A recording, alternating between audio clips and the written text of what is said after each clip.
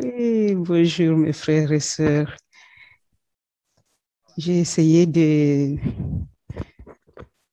je vais essayer donc de vous partager rapidement ce que nos archivistes, si on peut dire archivistes, ce que nous avons cherché, puisque pendant qu'on les cherchait, notre archiviste était malade et elle nous a quittés d'ailleurs. Le Seigneur l'a appelée. Qu'elle repose en paix. Ce que je vais vous partager, c'est donc un peu j'ai coupé, c'est pas les textes que j'avais envoyés, il y a des choses qui ne sont plus dedans, ne vous en faites pas. On va pouvoir se retrouver pour quelques points. Donc, notre charisme est de travailler à l'extension du règne de Dieu, surtout à travers l'unité des chrétiens en Orient, comme nous avons été appelés pour cela, a conduit nos premières sœurs missionnaires à la rencontre des peuples de différentes nationalités. Il fallait passer par les activités scolaires, les structures sanitaires, ainsi que les œuvres de charité. Puisque le fondateur de la mission, le père Galabert, qui était là, avait bien écrit au père Dalzon, j'ai appris avec plaisir la fondation de la maison de Bulgarie, des Oblates de l'Assomption. J'espère que Dieu bénira cette œuvre et la fécondera. Mais il ne faut pas se contenter d'en faire des maîtresses d'école. Il faut aussi en faire des sœurs de charité. C'est une chose absolument indispensable en Orient. C'est le seul moyen de pénétrer dans les familles schismatiques. Nous avons cherché dans notre règle de vie et dans quelques chapitres généraux les éléments qui nous rapprochent de cet apostolat avec les migrants avant d'aller dans la recherche dans l'histoire, comment ça a été vécu. Et en tout cas, dans la règle de vie, nous lisons ceci au numéro 2, fondé par les serviteurs de Dieu Emmanuel Dalzon et Marie Corasson dans un but missionnaire, œcuménique et caritatif. Nous attendons rester fidèles à ces trois finalités de nos origines par l'évangélisation dans tous les pays du monde, avec une attention plus spéciale à ceux qui ne connaissent pas le Seigneur, par le travail en faveur de l'unité des chrétiens et par le service des plus démunis et le souci constant de la croissance de l'homme dans l'esprit de l'Évangile, plus particulièrement par l'assistance éducative, médicale et sociale. Un autre numéro nous dit, nous voulons nos communautés accueillantes à tous, à l'exemple du Christ lui-même. C'est le numéro 9 de notre règle de vie. À un autre endroit, au numéro 19, nous ne suivons pas une route toute tracée, mais découvrons pas à pas les voies du Seigneur, discernées dans la prière et dans un dialogue ouvert et confiant, en lien avec l'Église locale, pour tout ce qui concerne la mission apostolique. Donc, cette ouverture à ce qui peut venir, mais il y a une option préférentielle pour les pauvres. Jésus a dit, les pauvres, vous en aurez toujours. Et le père Dalzon avait exprimé cela à Marie Corasson dans ces termes. Si quelque chose pouvait m'attrister, ce serait de voir l'œuvre des Oblates déviée.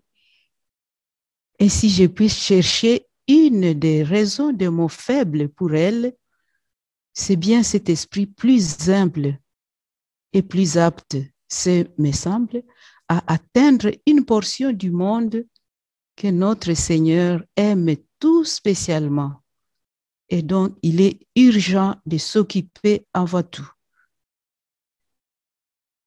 C'est ce qui explique que les écoles qu'elles ont ouvertes étaient avant tout pour des enfants des familles modestes, Et dans nos actes du chapitre, chaque province, chaque communauté identifie les différentes formes de pauvreté existant autour d'elle et voit comment y être sensible. Et là, à être très attentive aux nouvelles formes de pauvreté. Il y a les pays à guerre, les sécurités, les immigrés, ceux qui souffrent de sida, les solitudes. Formes de pauvreté, il y en a plein. Chaque province s'engage concrètement au niveau de la réflexion et de l'action dans le domaine de la justice et de la paix, en collaboration avec d'autres qui travaillent dans ce domaine.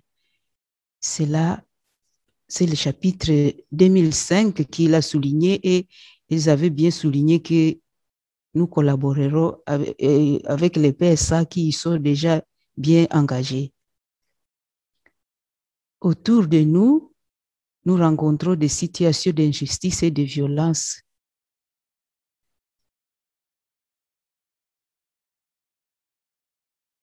Des enfants, trafic d'enfants, violence en famille, violence sexuelle, des enfants de rue.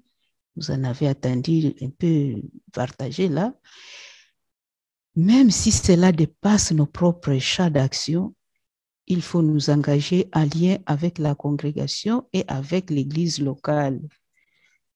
Dénoncer, être la voix des sans-voix auprès des instances mondiales et locales. C'est là aussi où nous étions conscients de travailler avec les PSA, capables de servir de relais à nos informations. Nous pouvons donner des informations. Le chapitre de 2011 soulignait cela. Celui de 2017 aussi revient sur cette attention aux pauvres, nous rappela que nous avons apporté l'espérance de Jésus-Christ à nos frères. Il souligne vraiment le sort des migrants, la sollicitude envers les personnes de la périphérie et la collaboration en inter-assomption pour les migrants. Donc, notre soif est là. Quand nous avons cherché les éléments significatifs dans l'histoire, en effet, nous avons trouvé qu'au fil des années missionnaires, c'est que nous avons relevé nos sœurs répondent à notre devise « Me voici, envoie-moi » partout où nous sommes envoyés.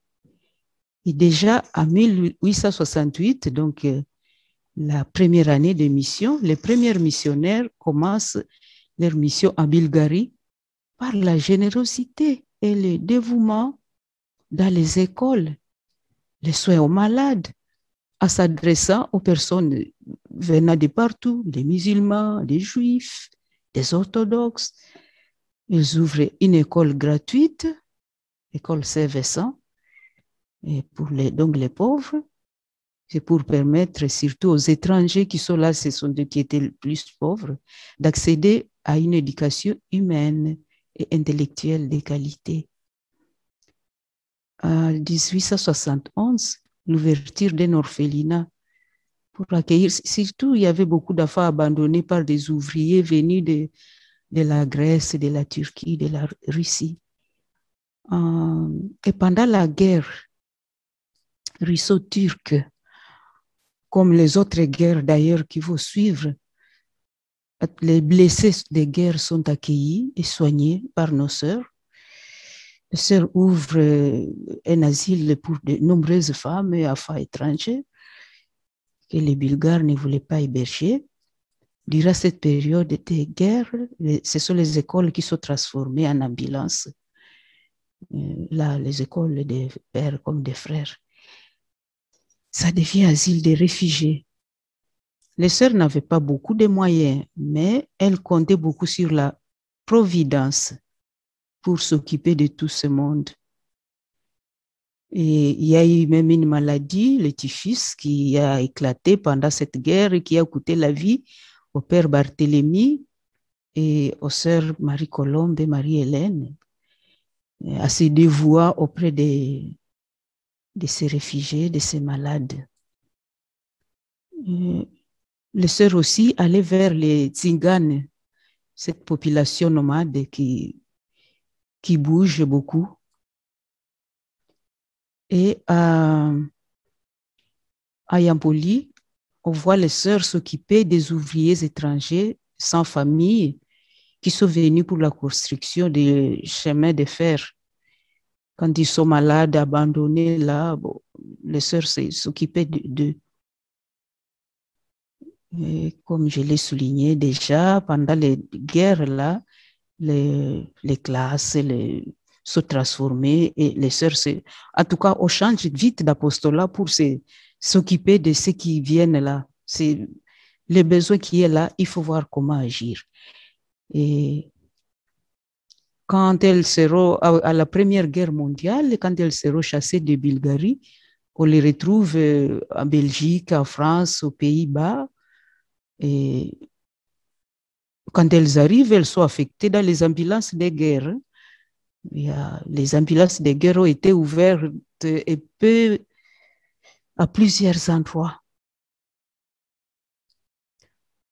Et c'est que là où j'ai noté, nul ne console, à moins d'avoir souffert, c'est un peu pour se rappeler que oui, nous aussi, nos sœurs ont connu l'exil, surtout à 1900, avec la loi de 1901 en France, et elles ont été obligées d'aller à Belgique, en Italie, aux Pays-Bas, en Angleterre. Mais cela a permis d'ouvrir d'autres missions et c'est ce qui fait qu'ils se retrouvent aussi ouverts à d'autres pays. Elles seront attentives aussi à l'étranger. En tout cas, aujourd'hui, nous pouvons dire l'attention aux pauvres, nous y sommes encore. Et les personnes, les migrants sont accueillis dans différents pays. Ce n'est pas, même s'il n'y a pas partout, mais nous pouvons nommer quand même quelques pays, Turquie, Belgique, où on s'intéresse à cet apostolat, à Londres, au Brésil, Manaus, Congo, des personnes déplacées. Voilà, nous souhaitons en tout cas que tous ces réfugiés, ces migrants déplacés de toutes sortes, trouvent une terre accueillante et des personnes qui les aident à s'intégrer. Et dans la mesure du possible, nous apporterons notre petite pierre. Je vous remercie. Muchas gracias, Matilde, por compartir el corazón también. Dejamos pues guardar aquello que va tocando nuestro corazón.